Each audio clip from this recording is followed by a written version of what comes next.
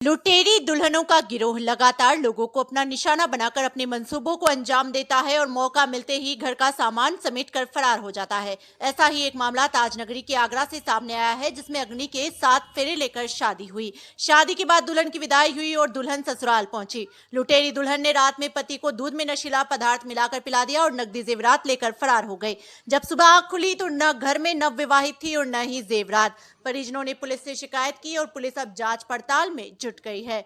मामला आगरा के थाना इत्मोद्दौला क्षेत्र के सीतानगर का है। सीतानगर निवासी कुसुमा ने पुलिस में शिकायत दर्ज कराई, जिसमें कहा गया कि 1 मई को एक व्यक्ति बेटे के पास आया, जिसका नाम जयप्रकाश था। जयप्रकाश ने कहा कि बेटे की शादी करा दूंगा, पर लड़की गरीब है, शादी का पूरा खर्चा उठाना पड़ेगा।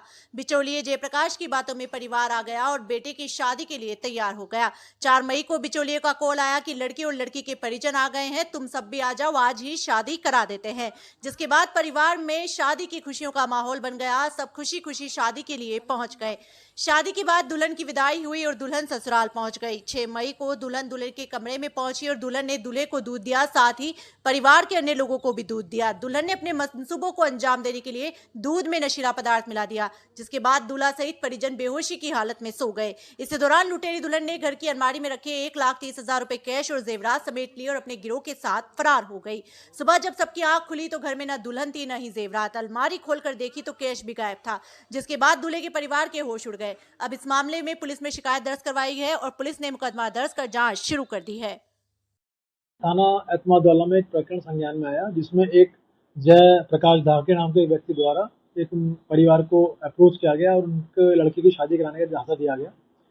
उस शादी में अंतिमा नाम के महिला से शादी उसकी करवाई गई और रात में जब उस महिला द्वारा अपने पति को कुछ नशीला पदार्थ पिलाकर उस घर से सारा सामान लेके वह लड़की भाग गई। इस संबंध में थाना एतमादौला पर सुसंगत धाराओं में मुकदमा पंजीकृत किया गया है तथा इसमें 5 लोगों के खिलाफ मुकदमा लिखा गया है।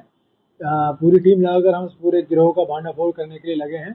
जैसे ही आगे की लीड मिलेगी आपको अवगत कराया जाएगा और आगे की आवश्यक वैधानिक कार्रवाई की जाएगी। सर, पूर्व भी इस तरह की घटना सामने आई है, तो क्या लग रहा है कि कोई युवा सक्रिय है जो इस तरह की घटनाओं को अंजाम देगा? इसी संबंध में हम लोग जांच कर रहे हैं। अगर कोई भी इस प्रकरण में लीड मिलती है तो हम लोग इसमें लगेंगे और इस तरह का अगर कोई भी गैंग या ग्रोह चल रहा है तो उसका भांडाफोड़ कर हम आवश्यक कार्रवाई करेंगे।